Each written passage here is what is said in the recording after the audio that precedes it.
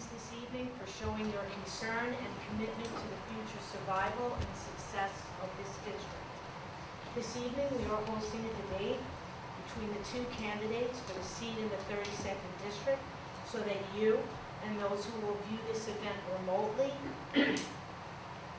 will be able to hear and have the opportunity to know what each of these candidates maintain as their platform to lead this district through arguably what is one of the most difficult times that we have ever faced on virtually every level that impacts our daily lives.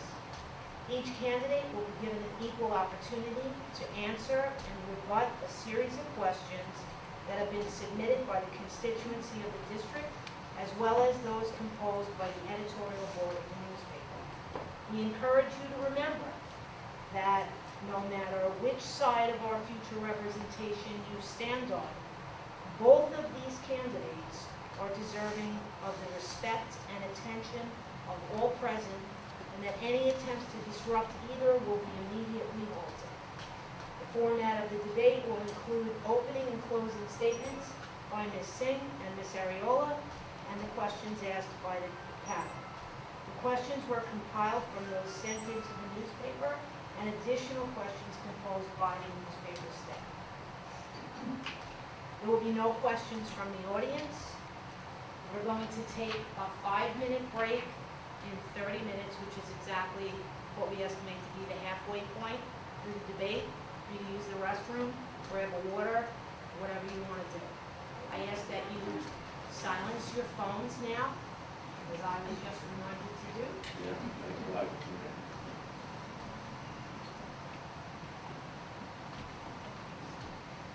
And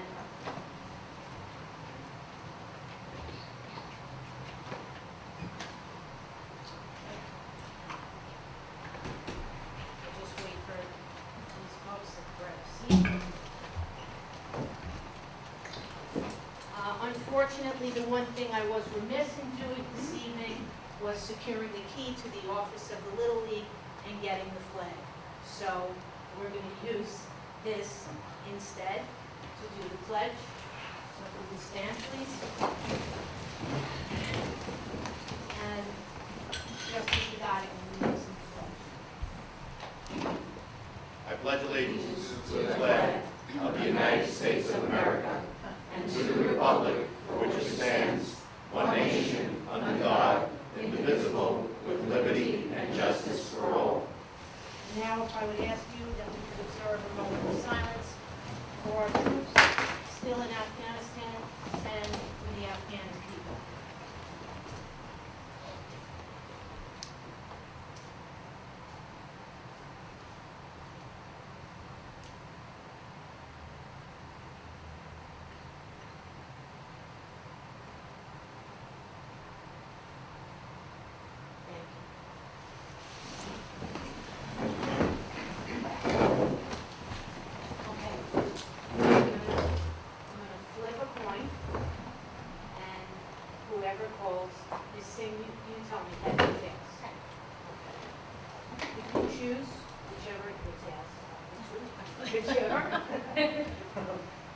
And whichever side the coin is on, you choose whether you want to go first or second in the opening statement.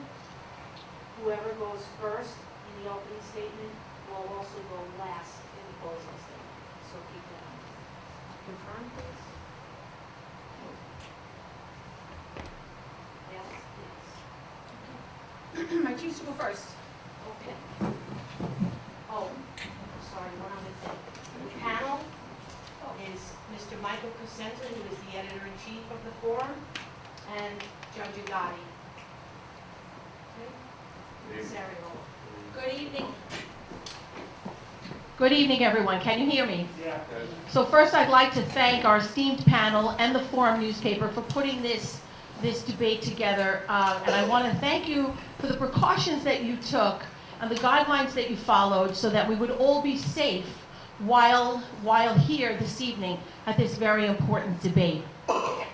So for those of you who don't know me, my name is Joanne Ariola, and I'm running for City Council in my home district, 32. It is a seat that is going to be open because our current council member is term limited. That left a vacancy, well, he's still there, but we'll leave a vacancy for an open seat. I'm asked all the time, why are you running for city council? And the answer is simple. It's because I want to serve the public. And I have been serving the public. I am a lifelong resident of this district. I am a Queens girl. I was educated on the Rockaway Peninsula, born in Ozone Park, raised in Howard Beach. I raised my family here, and now they are raising their family here. I was the president of then the Lindenwood Alliance. It was a group that I founded because there was a need for representation in the Lindenwood community. That then grew into the Howard Beach Lindenwood Civic Association. And I have been the president of that civic for 11 years. And we've done a lot of good work within the community and in the district. I'm also a member of Community Board 10, which gave me the ability to work on so many issues, such as land use, and work with agencies, and make sure that we have all the needs necessary for you, the taxpayers of this beautiful and wonderful district. This district is one of the most diverse districts in the entire borough of Queens. And I have been so proud to represent it from the northern portion all the way to the southern portion. In my civic activism, in my ability to be on the community board, and in my private professional life as director for community outreach and intergovernmental affairs for a major hospital network. As I've said before, I'm a wife, a mother, and a grandmother. I'm invested in this community. I'm invested in making sure that this community gets the transportation that it needs. That you as taxpayers receive all of the services that you deserve. And I've done that on a community level, and I would be honored to do that for you as your city council member, because I would enter City Hall with knowledge and with experience of how to get the job done. Thank you.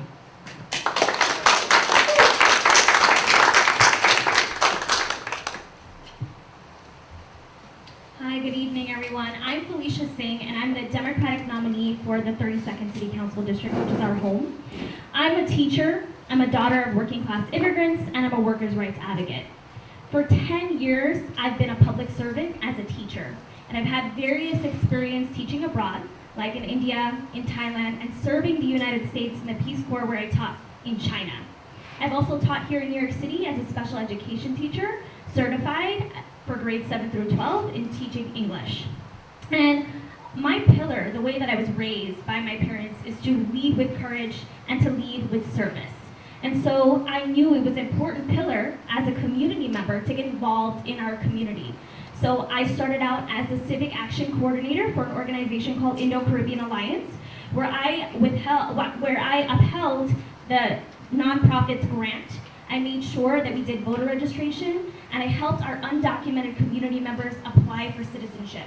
I was our Neighbors Civic Association's vice president with Joe Caruana, and I worked across lines of difference to make sure that our community members were civically engaged. We hosted forums, we did community cleanups, we hosted voter registrations, we even made sure that we had a census job fair to make sure that our community members were employed. I was Amplify Her's borough director as well, and this is an organization that made sure that we elected more women into elected positions here in New York City. With all of this experience, I know that I'm fit to be your city council representative because I've navigated systems that just don't work for our community members. That's systems with bankruptcy court. That's systems as an educator, as a student for public education. And all of these systems, because they don't work and because I've navigated them, I'm the perfect person to make sure that we fix them, and I know how to. So far, in my building coalition, I have support from city council candidates that have won their races and will be in city council. We've already built relationships on legislation so far that we want to pass together in City Hall. You know, the best way and the only way to pass bills is to make sure that you have built coalition with folks who are running for speaker, folks who are going to be in city council. So yes, having government experience is important, but that's nothing near having relationships with people who've already won city council and will be working with those folks in city hall. So at the end of the day, it's making sure that we're voting for courage, we're voting for community, and we're making sure that we elect someone like myself who's representative of the entire district. Thank you.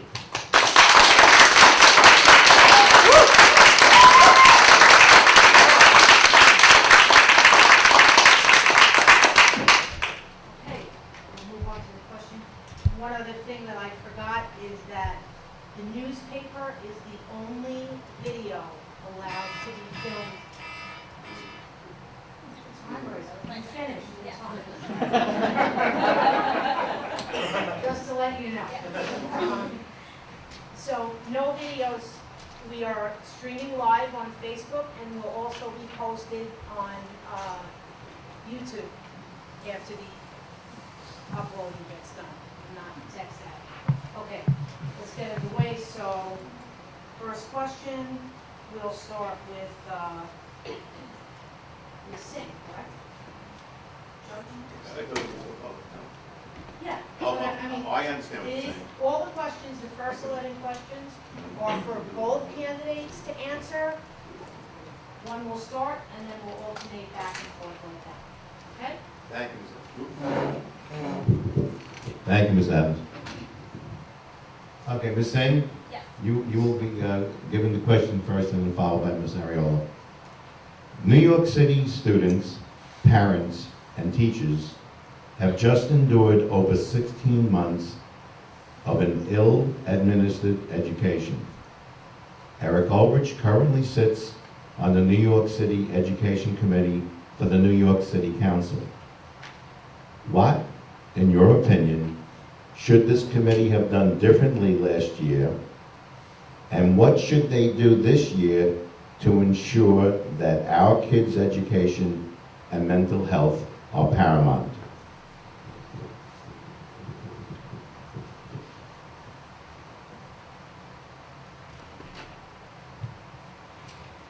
So, as a teacher, there was a lot that we saw that our city did inequitably when it came to making sure that our students had a just and fair learning experience during the pandemic.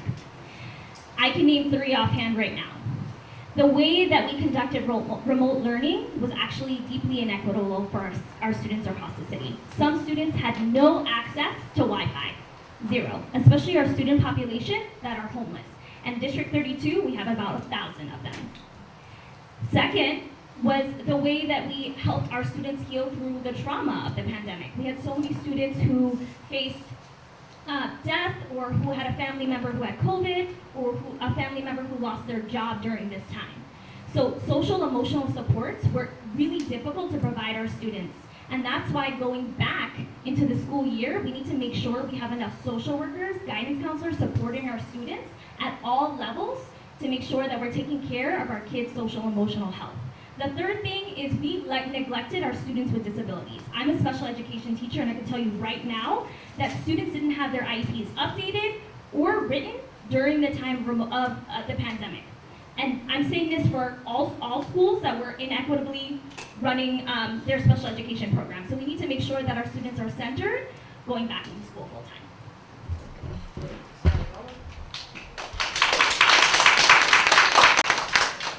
I think that last year's school year was very unique in that no one really knew what to expect because we were in the middle of a global pandemic. Now, I have 3 grandchildren who all remote learned. One was a high school student and 2 were in kindergarten.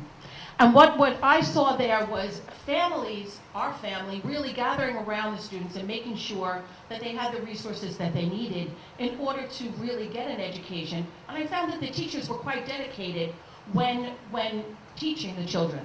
The thing that I want to see moving forward is that all children have access to arts programs and music programs and after-school programs and sports programs, because it's not just education that you have in school. It is a social and emotional place to go to school. I have often said that I always believed that some children love to go to school and others go to school to be loved. We have to be more proactive with having guidance counselors, social workers, mental health professionals that will help our children re-enter the school system, because they've been out for so long, and deal with anything they have dealt with, whether it was the loss of a loved one or coming back into school and not having had the tools that they needed in order to learn effectively. They need to have that after-school help.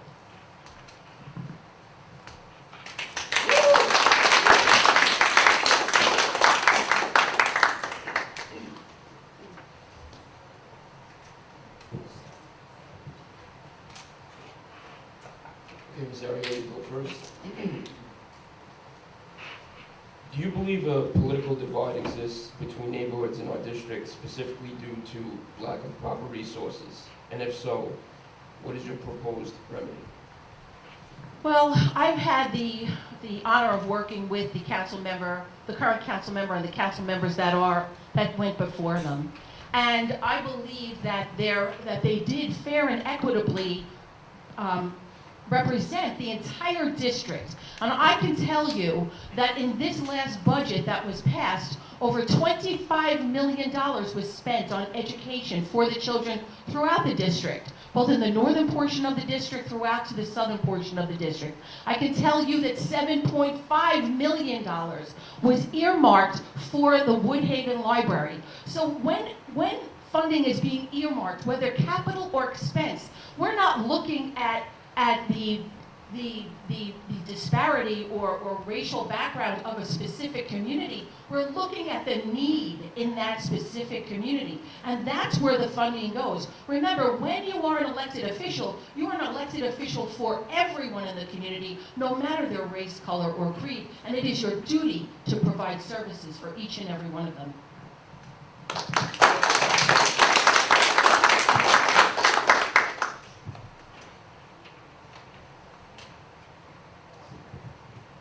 I'll repeat the question for Ms. Singh.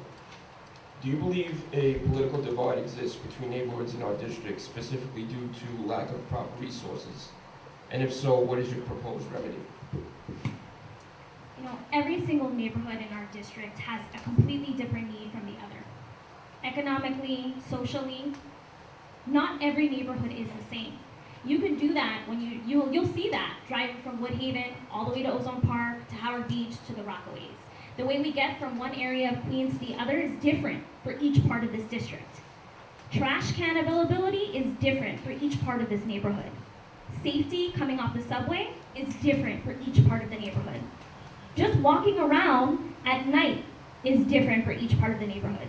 So when we talk about funding, whether it's $7.5 million or $25 million, our neighborhoods don't actually see the money on the ground because we've been deeply isolated and completely erased when it comes to funding. And so what I'm really looking at here as a city council member is making sure we center equity, giving the neighborhoods that need the most the funding directly on the ground, whether it's through sanitation, through our schools, through our parks, or through our civic associations that all do the work to make sure our neighborhoods are better.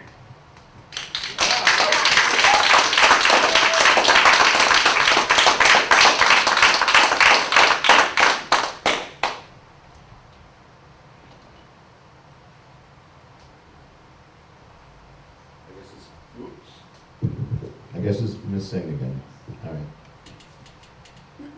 What proper steps can be taken for improvement of bipartisan relationships to create positive growth and change in our communities?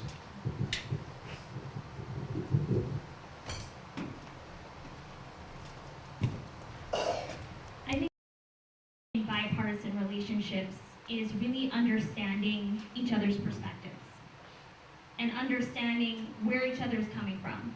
And that means that we need to be a community with each other.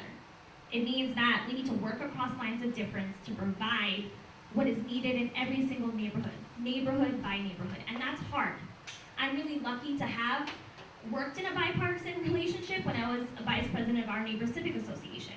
There's some times where myself and the e-board conflicted on ideas, and that's okay. We still were able to get the work done in our community because we knew at the center and at the core of everything, economic security, safety, care, and healing was at the center of what makes our community better. Civic engagement is what makes our communities better. So when we come at the table, we're able to have those conversations instead of saying, well, you're never in this neighborhood and you don't understand my perspective. It's more like, please come in. Please, we welcome you. We're gonna give you a tour of the neighborhood. We're gonna show you how it is to live on this side. And that's how bipartisan relationships are shaped. Because we need to understand economically, especially when it comes to budgeting and bipartisan relationships, that money is about values. It's how we value people. And when that's at the core of understanding, then bipartisan relationships can really work.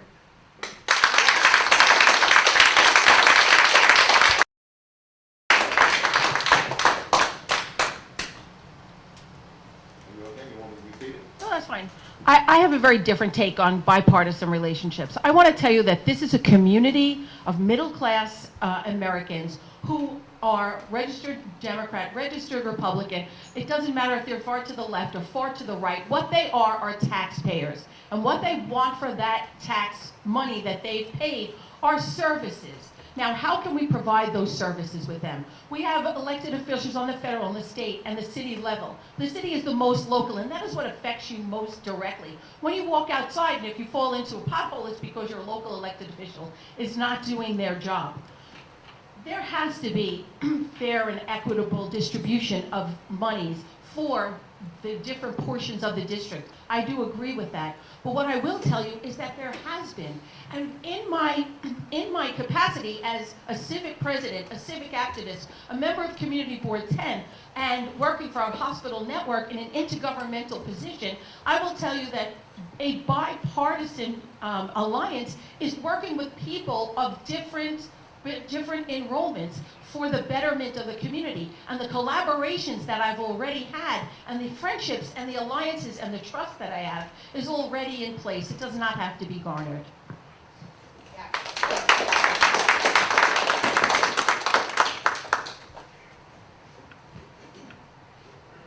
Ms. Ariola, you go first.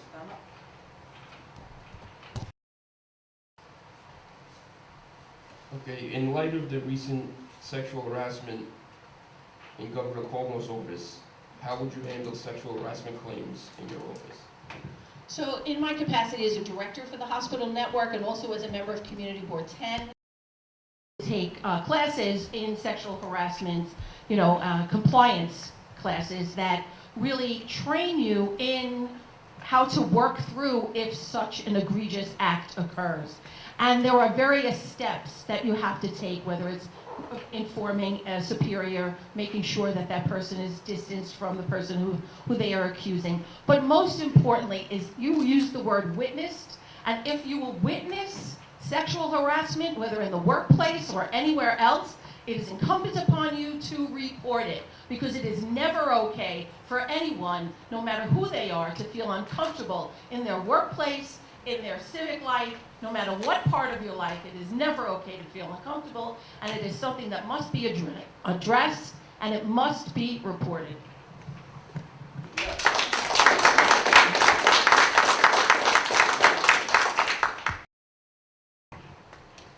In light of the recent sexual harassment in Governor Cuomo's office, how would you handle sexual harassment claims in your office? As we saw from women stepping forward bravely, we need to, number one, tell you that they've been sexually harassed. And the second thing we need to acknowledge is the way that we treat gender-based violence in this city is deeply shameful. In 102, 106, and 100 precinct, the first quarter of 2021, 50% and higher were the DV reports. This is public data for each precinct. The second quarter, even higher. And that tells you the way that we prevent sexual harassment and any other kinds of gender-based violence is not a priority in our city. In fact, it's not a priority for any of the candidates I ran against in the primary or now. I am the only candidate that has a gender-based violence platform on my website. And it's one that censors nonprofits that do the work to support people who've been facing sexual harassment or any kind of violence. It makes sure our city has stronger laws to protect those victims and survivors. And it makes sure that at the crux of it all, people feel deeply validated, especially in our own district, where where we have some of the highest rates of DV, but the lowest prevention.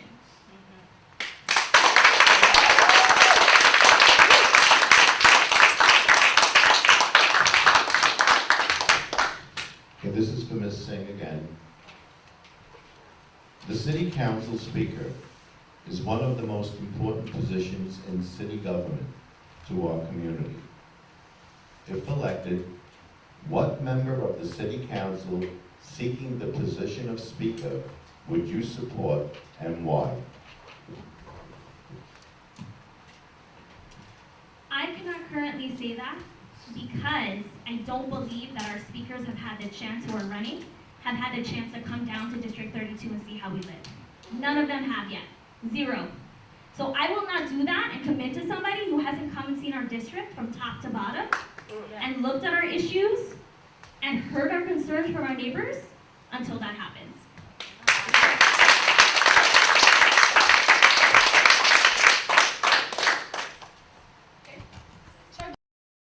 Opening statement that you felt that you would be better qualified in the city council because you would be better qualified to choose the city council speaker. And I know that you have the support of Tiffany Caban, who is seeking to be the city council speaker. So I just wanted to make that pretty clear. What I say to you about the city council speaker is that there are many people in the city council that will be vying for that. And I will look for someone who is community-based, community-oriented, and will serve the community and will understand the needs of Queens County, and will understand the needs of all people in Queens County, and will make sure that when I go to that person, and believe me, I have not been approached. Why haven't I been approached? Because when I get there, my choice will be made on your behalf, not on anybody else's behalf, because they supported me, or they gave me money, or they endorsed me, and told me that they would send me people to help me. Yeah. I would like to respond to that. Yeah, we don't, I thought this was a debate where we can refute and, well, I don't know.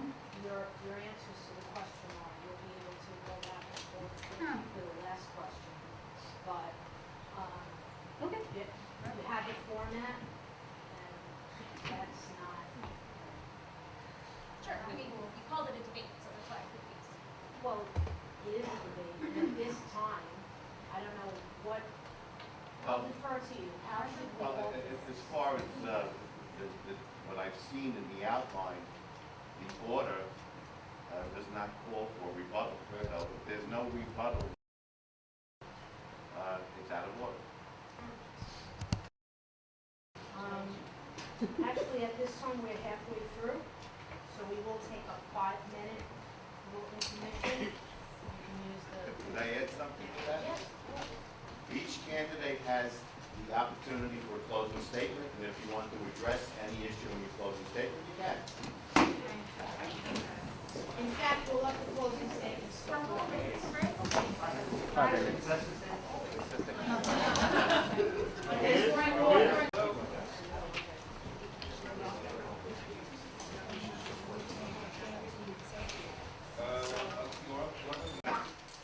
You're each obviously wanting, and we'll add 1 minute to your closing statements, so you can rebut there.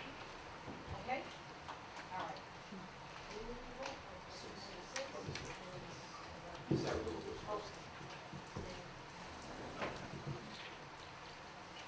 Okay, the Cross Bay Woodhaven Corridor special bus service lanes were put in place before the pandemic, mainly according to DOT and MTA, to increase ridership and speed bus times. From the time they were put in until the pandemic began, has data shown that that happened? Anyone who drives knows the bus lanes have negatively impacted traffic flow. How will you improve traffic flow for drivers? Okay, so prior to the pandemic, when that was implemented, there was no data. support the increase. However, data shows now that there has been congestion on that corridor, as well as a slowdown in the traffic lanes where cars are traveling. What I would do is continue to work with the DOT and the MTA to find some fair, equitable way for all stakeholders to use that corridor efficiently.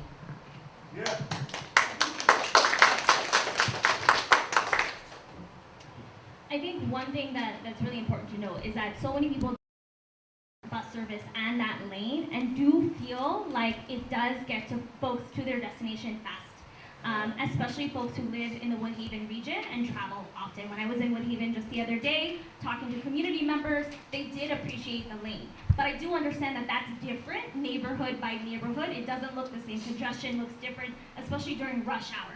So it's really about making sure we're pushing the MTA, which is a state level jurisdiction, to make sure that we are looking at data studies in the district, especially in high traffic areas like Cross Bay Boulevard, to see if traffic is moving efficiently. We also have an issue with the signs. They're not clear, they're not big enough. Cars don't know when to park in those lanes to go patron businesses, and that's why businesses have been so upset at that. So we want to make this better for businesses, for travelers who are taking public transportation, and for those of us who are taking cars.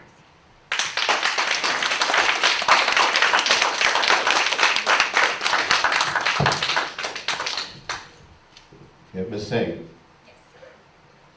this is a big district, taking in many communities. Hurricane Sandy harmed a bunch of them. Name one community-specific thing in each of those communities that is fully within the power of the city council to do what you will do, unrelated to public property or utilities, to mitigate future damage to residential property and business property from a similar storm. Okay, 90 seconds, right?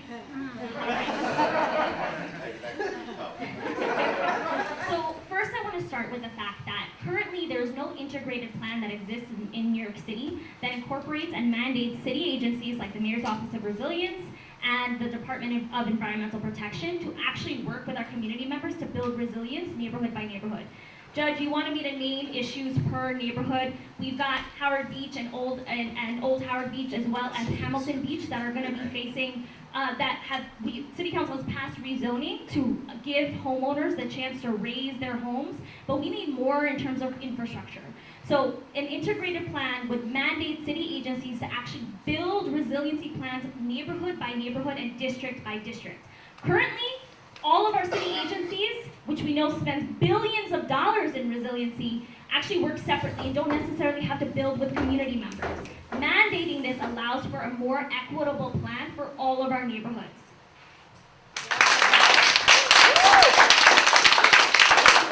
Would you like to repeat the question?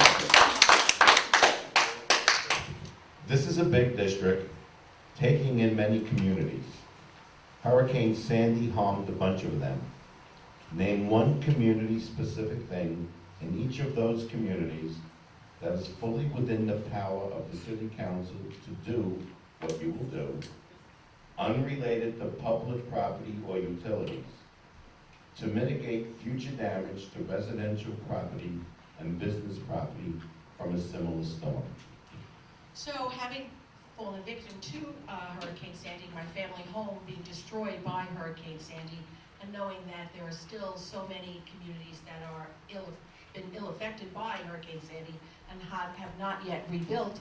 First off, in the Ozone Park community, I think that what we should do, and we have done through Community Board 10, is to plant they request trees for their community, and that does help with flood mitigation. For Howard Beach, Hamilton Beach, Old New, and Lindenwood, I think that the city really has to step up financially and do some type of tax credit or abatement so that they can really get the backflow valves that they need and have the money that they need in order to relocate their mechanicals. And that would really work throughout Broad Channel and the Rockaway Peninsula.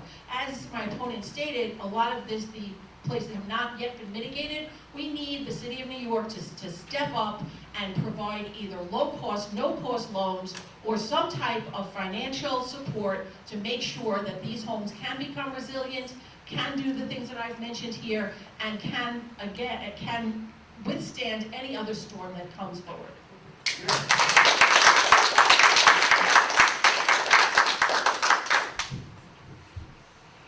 I'm sorry, you go first. Do you think the Nolan's Avenue Bridge should be rebuilt? If yes, how? And if no, why? So the Nolan's Avenue Bridge, I think that to today's standards, would require some type of acquisition of property, so I do not believe that it should be rebuilt.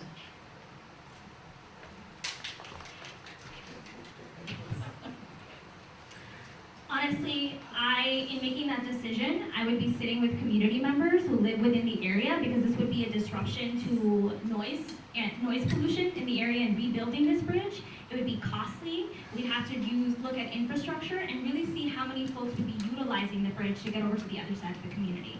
So this is really dependent on our community, in centering our community members and making sure we're talking to them about what they need, how this is helpful, and how long it will take to actually rebuild the bridge and restructure the community to do it.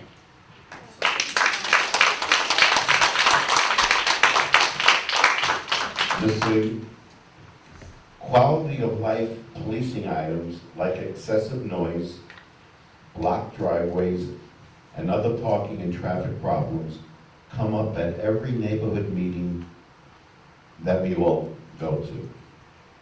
What solutions do you propose? Why do you think your proposals will work? So a lot of what our law enforcement has to deal with, which is deeply overburdening them, is responding to every single type of situation. Whether it's a blocked driveway, whether it's a vacant car or an abandoned car on our street, or noise issue or domestic violence report, they respond to everything.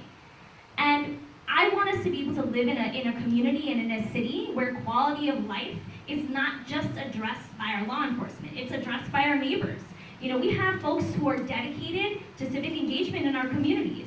Why not train folks for mediation or talk to them about being violence interrupters, so we're not escalating situations that interrupt our quality of life? Giving our community members the tools and the avenue is important. We also need to fix city agencies. Vacant cars and abandoned cars is actually a Department of Sanitation issue. It's not actually, you don't actually call the police, you actually call Department of Sanitation and 311, need to be sent to oversight in city council because they're not serving the needs of our community.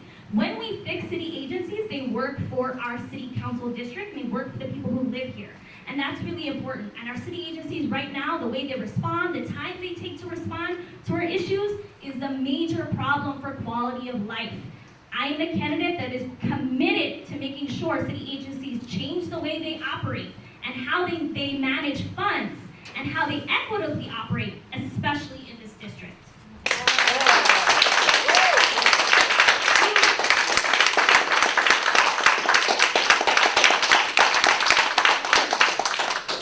So those of us who live in the district understand that these are what the Judge Agati had mentioned, the excessive noise, the blocked driveways. These are the calls that are coming in nonstop to 311. And I would like to see resources put into our neighborhood coordinations officers to strengthen their unit, to expand their unit, so that we could have a car that is dedicated to 311 calls to go out when these conditions are happening at the time. Oftentimes, by the time police officers get there, maybe the condition has resolved itself, or in a lot of times MPS, because a lot of it happens on federal property, has already addressed it. The other thing that I'd like to see is that our youth coordination officers, that is also strengthened, because that builds community relationships with the youth of the community. The NCOs are there for everyone. These are two programs that really can change how people feel about our NYPD, and that's really what I would look forward to strengthening.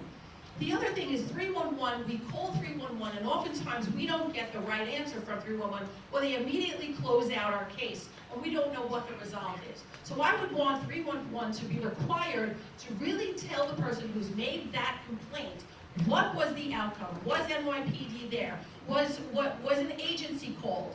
Does the condition still exist? And that should be made to each and every person who makes a complaint, not just 1 out of 10 who complains about the same issue or condition that's happening.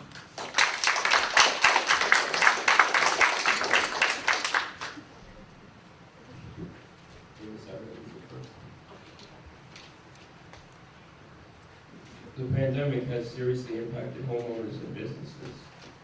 Will you guarantee you will not vote for any increases on residential property for at least 2 years? And how will you work to ensure no increases in assessed valuation for at least 2 years to give homeowners some relief?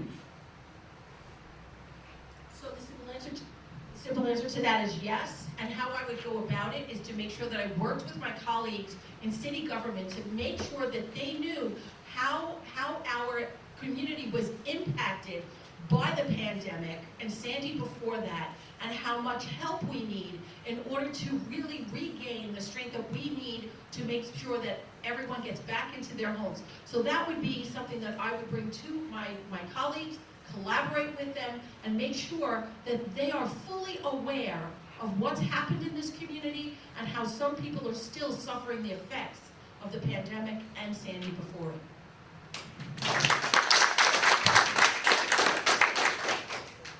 So during this pandemic, I almost lost my home to the United States Bankruptcy Court in the middle of a pandemic. They put a for sale sign on my house without notice and gave us 90 days to come up with a settlement before we were evicted again in the middle of the pandemic. I can't imagine how many people, how many homeowners before and during the pandemic also face this risk. So yes, my answer is yes to that.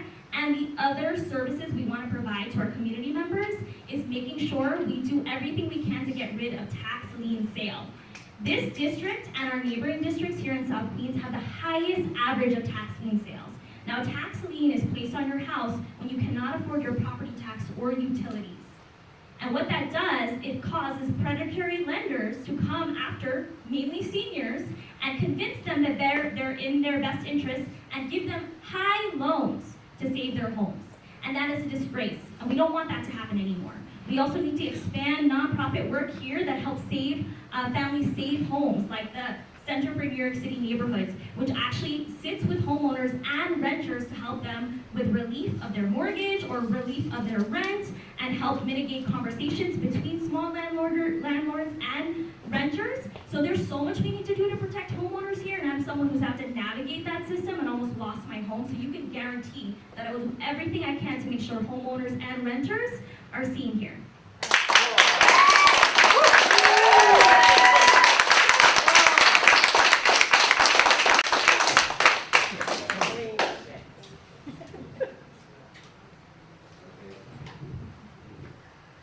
Just so we're clear, this looks like the last question that I will be asking.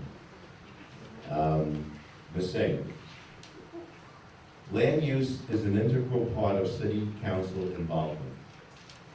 Please name at least one of the many land use specific proposals that have been acted upon in this district where you participated and gave testimony at any public hearing before any community board, including community boards 9, 10, or 14, or at a meeting of the Borough President's hearing, or any council land use committee hearings, and tell us why or why not you supported that specific action. So I have never been or spoken about land use at a city council or borough president meeting, but I will tell you one thing that needs to be done in city council when it comes to equitable land use. Currently, the way land use process works, which is our ULURP process, it is developer-led, private developer-led. A private developer could come to our community, look at a space of land, and decide and create what needs to go on that piece of land without talking to our community members. And currently, community boards and the borough president just suggest those changes, or suggest whether or not they prefer to have this development happen in their community, and city council votes on it. What we need to do is actually change that process. Because what it does is it increases rent in our communities, it pushes out small businesses in our communities, especially mom and pops, which is majority of our district, and it doesn't center the community and the needs for what we want on that piece of land. So that's number one. And so that's the work that we need to do in city council, is change the way that process works, so that we can make sure our community members have a say in development in the district. That is really important. Right now, we don't. So I could go to a community board meeting and do my testimony, but at the end of the day, city council votes on a yes or no, whether they've been here or not. So what needs to change is the process in which we do this. That gives us more power.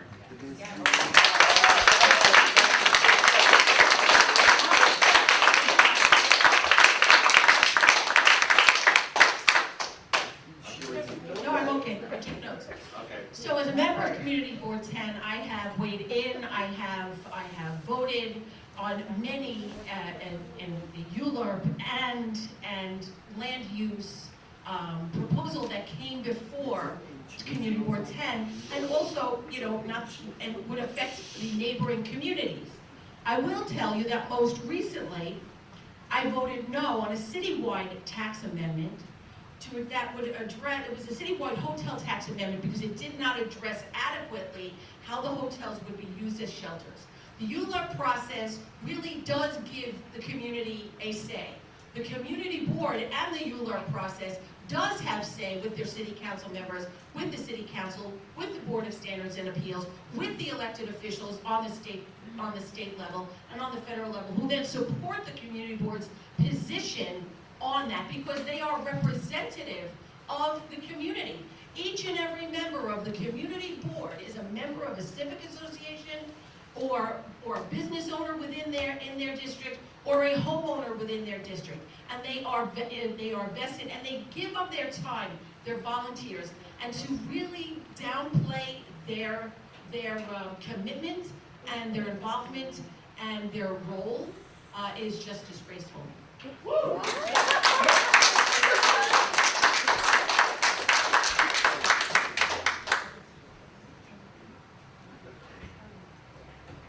going to have two more questions. These questions were composed by my editorial board. I recognize that both sides represented here have a tremendous level of enthusiasm. I'm going to ask you, we all got the picture. Let's curtail it. Let's have no applause until the candidates have finished after each closing statement. That's fine. Next two questions, coming from a newspaper community perspective. Is that a silent applause? Yeah. Okay. These questions are very volatile and very serious. And I want this room to focus on the questions and the answers without the distraction of applause. Okay? Got it?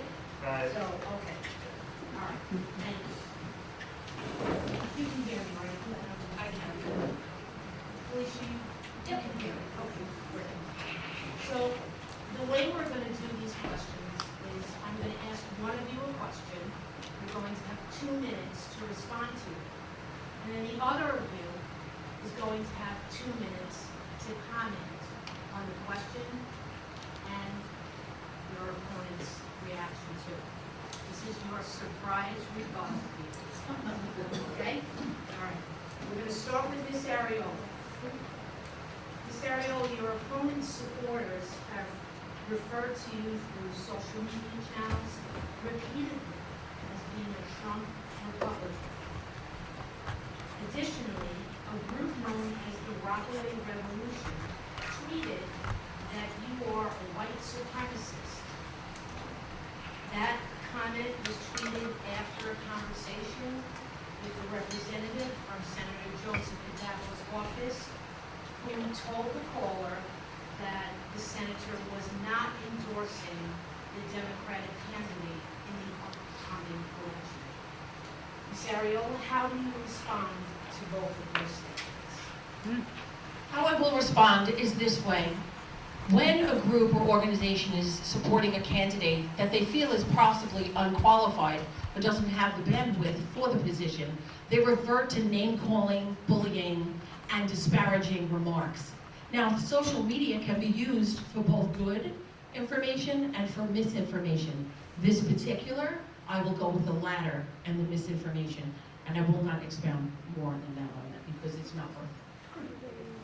And with regard to your I did some, it is no secret that I supported the Republican nominee for president. I supported the office of the president when he was president. I did not agree with everything he said, no more than I agree with any elected official and everything that they say, but I support the United States of America, and I want to see America succeed. So you're a Trump supporter. Fair finger. Okay, please. Thank you. Ms. Singh, would you like me to repeat the question? No, I think I'm okay. We're still keeping it at 2 minutes, right? Yes. So one thing that I want to make sure is clear is that my supporters are also the constituents of Senator Joe Adamo. And that's really important to name because if your constituents are coming to you with a concern, then they need to be validated because they're voters and they're people who need to be seen and validated in our community. That's number one. So whether they're called my supporters or not, these are folks who voted and participated in electing the current elected officials that exist in our community. And if someone's calling a current elected official, no matter how you feel about them, that elected official needs to make sure that they are listening to their constituents' needs. And this is why I talk a lot about equity.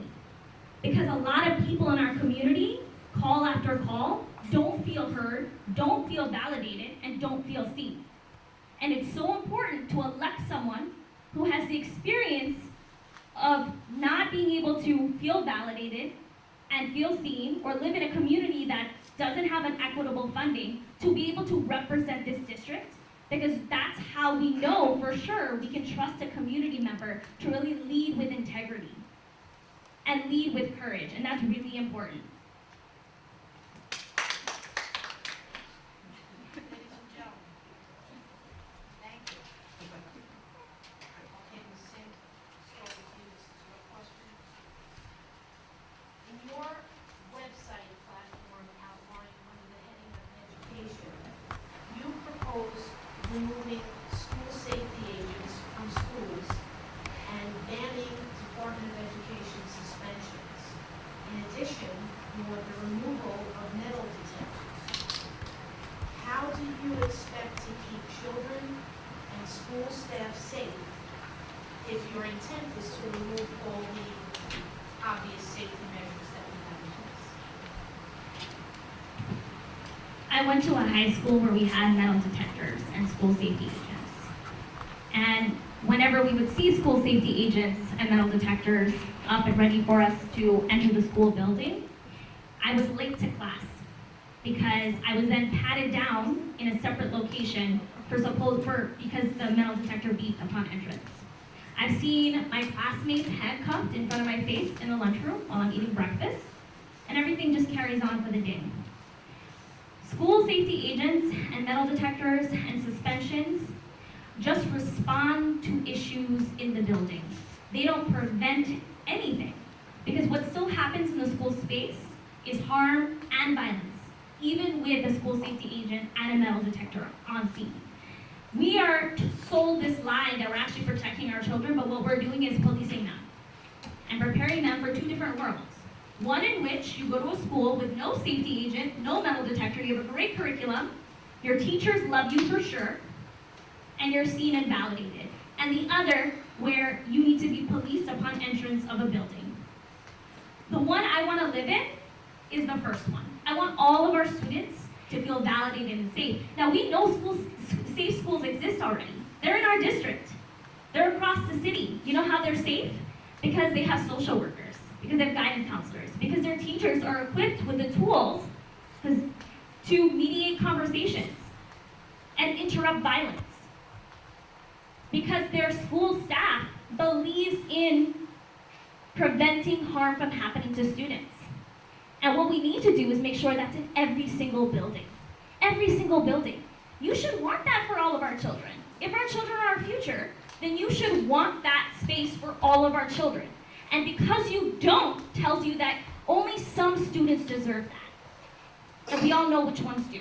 So we need to be careful and understand and realize that our children are our future. And we need to make sure we're caring for them and making sure they're healed, especially after coming from a pandemic.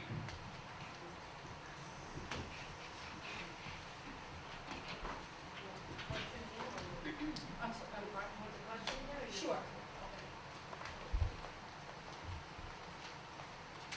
In your website platform outlined under the heading of education, you propose removing school safety from schools and banning the Department of Education suspensions, additionally the removal of metal detectors.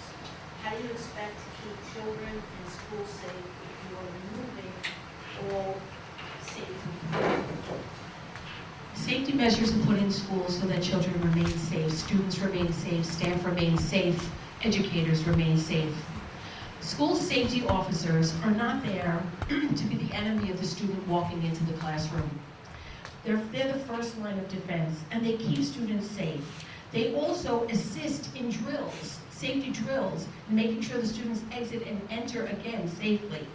They are the first line of defense when there is an issue and there is need for a lockdown or an evacuation. We just saw that the other day on television where a school had to be locked down and then evacuated and a young student was killed. You have to understand, and that even in my own family, and maybe because I am a parent and a grandparent, that any type of egregious behavior needs consequences. But we also have to then work with that student to make sure that that student receives all the resources they need to find out why they acted in such a way. So this way they could turn to the school safety officer, the principal, and to any other person within that school building and look at them as a mentor, a friend, someone to go to. I believe more in a community-based type of program for schools so that they can remain safe, but they don't view anyone in authority as the enemy, because they're not there to be their enemy. They're there to make sure they're safe and educated.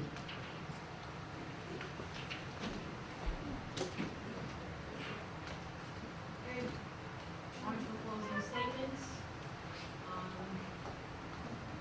The first. 4 minutes. 4 minutes. And the last one. Thank you everyone for listening and being super engaged during this forum, and thank you to the forum for hosting, appreciate it. We're in a really critical time.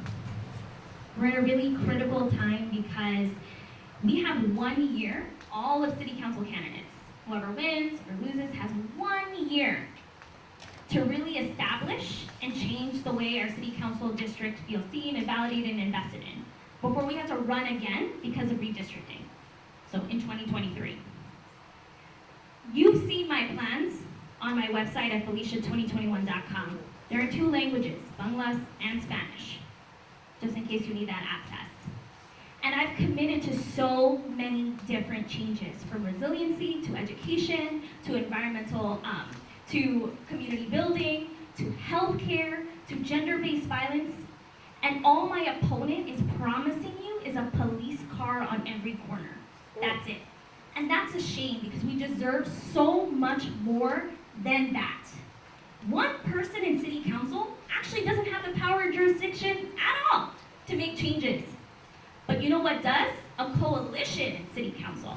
One where you are working with your city council colleagues to pass and co-sponsor bills. I've already started doing that work. I have city-wide support in order to co-sponsor and build bills and legislation for our community that's really going to impact us on all levels. You know what the difference is here? Is that I see policy and legislation as intersectional issues. They're intersectional. You want to invest in a home here in District 32? You're going to look at our school district. If our school district's not performing well, families don't stay here. If we have tax lien sales at a higher rate, property values look different. When we have a community of people who feel safe, when it's well lit, when there's no trash on the ground, we feel like people care about our district. That's what's really important here. Who is going to do the most and make the most impact in 1 year is what you need to be thinking about. That's what's at risk here. And investing in that person, and sure, definitely hold me accountable. Talk to me. Be in community with me so that we can make those changes together. That's what's important. You know, yes, this is a middle-class neighborhood, but it's also working class. We have so many folks here who are part of labor unions like 32BJ and DC 37 and HTC. And they all believe that I am the candidate that's going to be centering and making sure our communities are seen and valued and have prevailing wage and jobs that are part of security here. And that's really important. When I say I'm a daughter of working class immigrants, I understand the issues, the intersectional issues of being a homeowner, of my dad having a small business in this district, in this city, of my mom being a school bus matron and taking children with disabilities to and from home and to and from school. Those are all intersectional things that impact us at the ground level. And it's time for representation that represents all of us.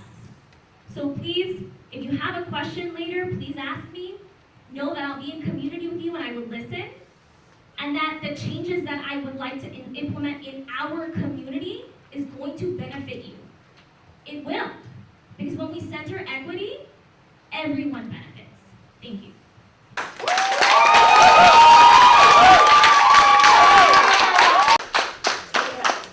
Running for city council requires experience, not aspiration. Running for city council needs a person who has already represented each and every portion of the district.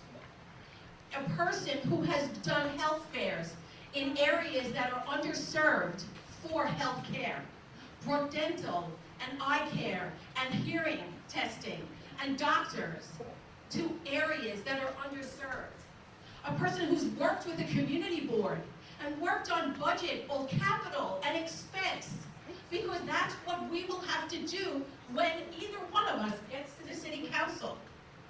Someone who understands the resiliency, does not read, memorize, and repeat, but has worked with New York Rising and in the Hurricane Task Force with the Borough President's Office. This is not a time for games or learning. This is not a time for pie in the sky. This is a time for hard work. This is a time when a person who has a 30-year career in advocating for this district wants to now further advocate for you in City Hall. Not a year or less spent on a board just to build a resume. Someone said to me today in the back, "Joanne, you're still at it." Yes, I am still at it. And I will continue to be at it. For you, for me, for our kids. Understand something. It is a middle-class community. So no one has the market cornered on that. And when I go to the communities and the civics, when I go to ANCA or I go to the Hamilton Beach Civic Association, I've never met anyone who said to me, "We need less police." They may say we need better police, better trained police, more programs for police to understand the uniqueness of each and every one of the districts, but never less police. So yes, we need to have a safe community. We need to make sure that our children go to school, go to their zone school, are not in some type of outside, trailer, that there are seats for them, and they have to make sure that your tax dollars are being well spent. Now, I've done that for you. And we talked earlier about, having garbage pickup being inequitable. I'll tell you that you're wrong. I'll tell you through Community Board 10 and the current city council member and the council members before that, We have better pickup, more often pickup throughout the district, especially in our commercial districts. But I know that because I was part of it.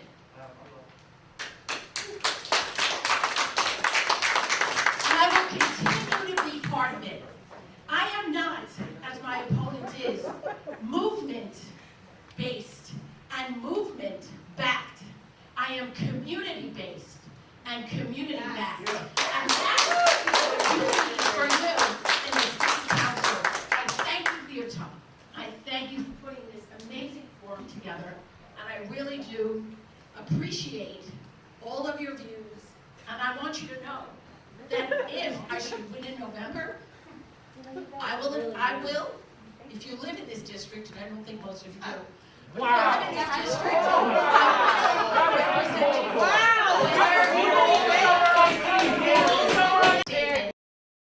No matter whether you're yelling, screaming, or laughing in the back, I will represent you if you are a member of this district. Thank you.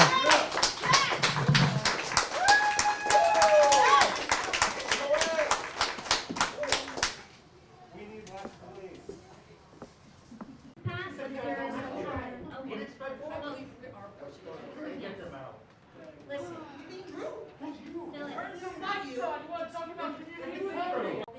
so everything was good. But this type of behavior, I'm doing this for 35 years, and I'll tell you why. I don't need to be elected, because what I've done for 35 years is nothing but serve the community. This type of behavior and interaction doesn't serve anybody. She just said you're not a constituent. Literally said all are welcome. All are welcome. All are welcome.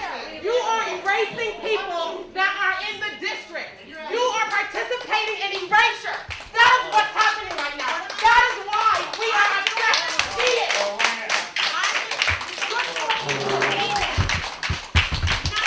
That's the love the representation. That's white people right there.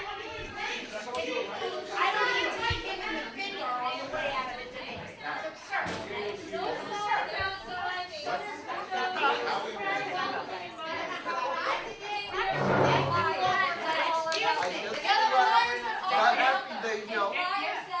That's where I came.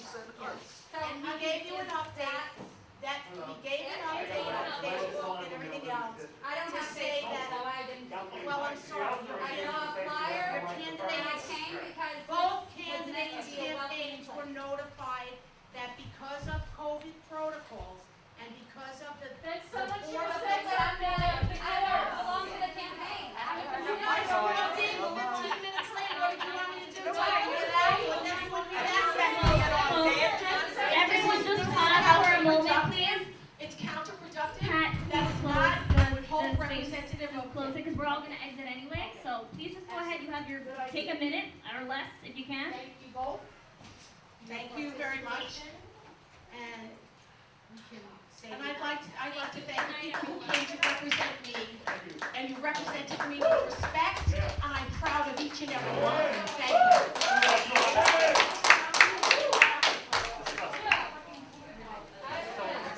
They don't have a clue. People don't have a clue. Both sides. They don't have a clue. They don't realize. I grew up in Washington Heights in Hollywood. I live in Bed-Stuy. We never had problems. Black, Hispanic, Jewish, Catholic. Everything now is a late. You don't like this country? Get the fuck out. I'm sorry. And I wasn't born in this country. You know what they forgot? I remember 9/11. My mom went into the depression. What happened to me was so sad. But I lived through it every night. Getting bombed by the Germans. She wasn't upset with Germany. She was upset with what happened. And this is, both of us in the 19th.